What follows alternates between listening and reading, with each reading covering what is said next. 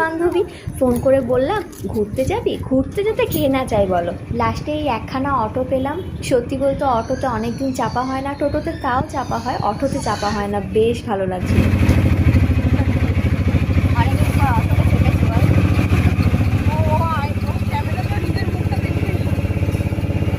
ঘুরতে যেতে তো ভালোই লাগে, আবার যদি সেটা হয় বন্ধুদের সাথে। বন্ধুদের সাথে বেরোলে যেমন মাথার থেকে সব চিন্তাভাবনা বেরিয়ে যায়, কোনো চিন্তাই আর থাকে না। কিন্তু এখন এতটাই ব্যস্ত হয়ে পড়েছি, বাড়ি থেকে বেরোনোটাই যেমন এখন একটা ঝক্কির ব্যাপার হয়ে গেছে। পড়াশোনার সময়টাই বোধহয় একটু বেশি ভালো ছিল। অটো থেকে তো নেমে গেছি, যাওয়া যাক ওই মিষ্টির দোকানটায়। আমি নিচ্ছি ছানা পায়েস নিবি না রসমালাই নিবি? ছানার রসমালাইটা দেখি। রসমালাই খেয়েছি ভালো করে। ছানার পায়েসটা কি বেশি ভালো? দুটো দুটো একটা জায়গায় দাও আর একটা জায়গায় দুটো দাও। দুটো নয়, 5টা দিয়ে দাও।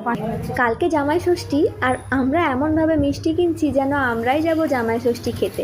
একদম